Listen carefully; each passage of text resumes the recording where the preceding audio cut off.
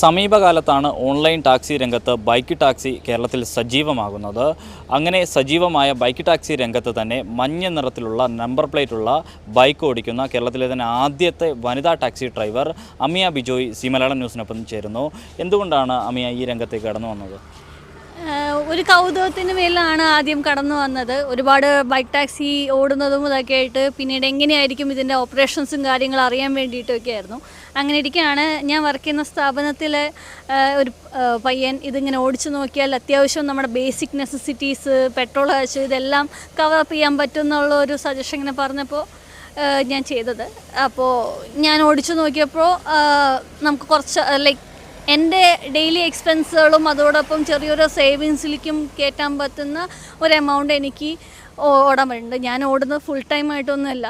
എൻ്റെ ജോലി കഴിഞ്ഞ് ഞാൻ Maradu Monte Carlo premium castle ഷോറൂമിൽ HR എക്സിക്യൂട്ടീവാണ്. അപ്പോൾ എൻ്റെ ജോലി കഴിഞ്ഞുള്ള സമയം ഒരു 6 മണി തൊട്ട് വൈകുന്നേരം, അതുപോലെ തന്നെ രാവിലെ ഒരു 7 മണി തൊട്ട് ഒരു 9 മണി വരെ സമയത്താണ് ഞാൻ ഓടുന്നത്.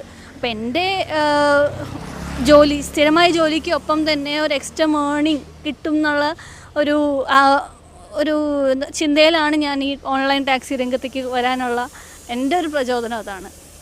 ഇപ്പം അപരിചിതരായ ഒരുപാട് ആളുകൾ അപ്പോൾ ഏതെങ്കിലും തരത്തിലുള്ള ഒരു വെല്ലുവിളി അല്ലെങ്കിൽ അങ്ങനെ ഒരു ബുദ്ധിമുട്ടൊക്കെ ഏതെങ്കിലും ഘട്ടത്തിൽ നേരിട്ടിട്ടുണ്ടോ? വെല്ലുവിളി ബുദ്ധിമുട്ടൊന്നും ഉണ്ടായിട്ടില്ല. എല്ലാവർക്കും ഒരു എക്സൈറ്റ്മെൻ്റ് ആയിരുന്നു. പെൺകുട്ടികളും ബൈക്ക് ടാക്സി ഓടിക്കുന്നുണ്ടോ?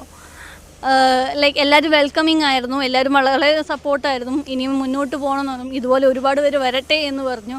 അതുപോലെ തന്നെ ഏറ്റവും കൂടുതൽ എനിക്ക് റിയാക്ഷൻസ് അല്ലെങ്കിൽ കുറച്ചുകൂടി ഇതുണ്ട് പെൺകുട്ടികളിൽ നിന്നുമാണ്. അത് എൻ്റെ വണ്ടിയിൽ ഒരു 14 വയസ്സ് കുട്ടി മുതൽ ഒരു 55 വയസ്സുള്ള ചേച്ചിമാരും ചേട്ടന്മാരും എല്ലാം കയറിയിട്ടുണ്ട്.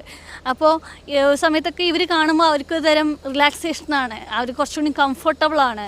ഇപ്പം ഞാൻ താമസിക്കുന്ന കാക്കനാട് ഭാഗമാണ്. അപ്പോൾ ഞാൻ കൂടുതലും എനിക്ക് റൈഡ്സ് വരുന്നതും ഈ കാക്കനാട് ഭാഗത്താണ് കൂടുതലും റൈഡ്സൊക്കെ വരുന്നത്. അപ്പോൾ ഇൻഫോ പാർക്കിലും സ്മാർട്ട് സിറ്റിയിലുള്ള കുട്ടികളൊക്കെ എന്നെ കാണുമ്പോൾ കുറച്ചും കൂടിയും റിലാക്സ്ഡ് ആയിട്ടാണ്, ഹാപ്പി ആയിട്ടാണ്. ഒരു പേടി ഉണ്ടാവുന്ന എല്ലാവർക്കും ഉണ്ടാകുന്നൊരു പേടിയൊന്നും ഒരു അപരിചിതമായിട്ട് ഒരാളുടെ അടുത്ത് പോണത്. അപ്പോൾ എല്ലാവരും നോക്കുമ്പോൾ ഞങ്ങൾക്ക് കുറച്ചുകൂടി ഹാപ്പിനെസ്സാണ് അവർ പറയുന്നത്, അവർക്ക് സമാധാനം ഉണ്ടെന്നൊക്കെയാണ് പറയുന്നത്. വീട്ടിൽ നിന്നും സുഹൃത്തുക്കളുടെയൊക്കെ അടുത്തു നിന്നുള്ള ഒരു പിന്തുണ എങ്ങനെയാണ്? ആദ്യം ഞാൻ ആരോടും പറഞ്ഞിരുന്നില്ല. ഞാൻ ഈ ടാക്സി സർവീസ് ഉണ്ട്, ഹസ്ബൻഡും ഞാനും മാത്രം ഞങ്ങൾ ഡിസ്കസ് ചെയ്തിരുന്നതാണ്. പിന്നീട് ഫ്രണ്ട്സൊക്കെ വിളിക്കുമ്പോഴാണ് എവിടെയാണെന്ന് നോക്കുമ്പോൾ ചോദിക്കുമ്പോൾ നമ്മളിങ്ങനെ ഓടുന്നു പറഞ്ഞപ്പോഴാണ് പിന്നെ അത് എക്സ്പ്ലനേഷൻ ആയിട്ടത്.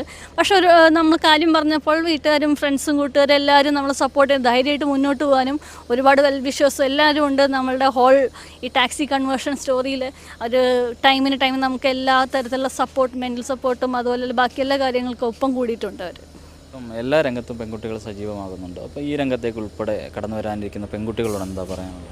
ധൈര്യമായിട്ട് മുന്നോട്ട് വരിക, അവരെയും ഇവരെയും പേടിക്കാതെ, അല്ലെങ്കിൽ നമുക്ക് സ്വന്തമായി ഇൻഡിപെൻഡൻ്റായി നിൽക്കുന്ന ഒരു ഫിനാൻഷ്യൽ ഫ്രീഡം എന്നുള്ളൊരു സ്ഥാനത്തിലേക്ക് കടന്നു വരിക. പ്രശ്നങ്ങളുണ്ടെങ്കിൽ അതിനെ ഫേസ് ചെയ്യാനായിട്ടുള്ള ഒരുപാട് മാർഗ്ഗങ്ങൾ നമ്മുടെ രാജ്യത്ത് ഇപ്പോഴും ഉണ്ട്.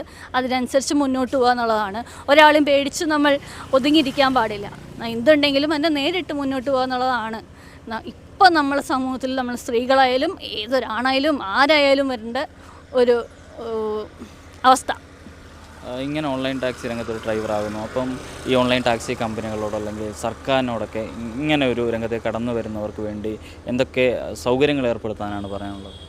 ഏറ്റവും ബേസിക് ആയിട്ടുള്ളത് നമ്മുടെ റോഡുകൾ നന്നാക്കുക എന്നുള്ളതാണ്. റോഡുകളിലെ ശോചനാവസ്ഥ നമ്മളെയായാലും ഏത് വാഹനമായാലും നമുക്ക് ബുദ്ധിമുട്ടുണ്ടാക്കുന്നുണ്ട്. അതോടൊപ്പം തന്നെ ഇവരെല്ലാവരും ബേസ് പേകളെല്ലാം ഫെയർ പ്രൈസ് ആക്കണതും മറ്റ് വിഭാഗത്തിലുള്ള എല്ലാവർക്കും ഒരേപോലെ, അതായത് ഒരാളെ കൺസ്യൂമറിൻ്റെ ഭാഗത്തുനിന്ന് വരുന്ന ചോയ്സാണ്, അത് ബൈക്കാണോ ടാക്സിയാണോ ഓട്ടോ ആണോ ഊബർ ആണോ എല്ലാം വേണ്ടത്.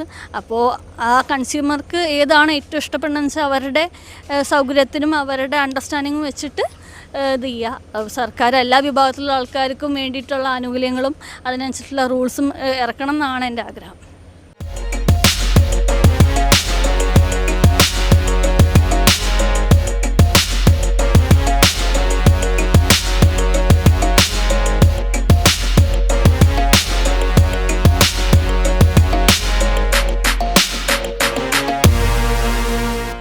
സ്വയം പര്യാപ്തതയിലേക്ക് എത്താൻ ആഗ്രഹിക്കുന്ന ഏതൊരു പെൺകുട്ടിക്കും മാതൃകയാണ് തൃശൂർ സ്വദേശിനിയായ അമിയ ബിജോയ്. Adarsh Mukkada, C Malayalam news, Kochi. ഏറ്റവും പുതിയ വാർത്തകളും വിശേഷങ്ങളും വിരൽത്തുമ്പിലറിയാൻ സി മലയാളം ന്യൂസ്. എല്ലാ ഡിജിറ്റൽ പ്ലാറ്റ്ഫോമുകളിലും ലഭ്യം.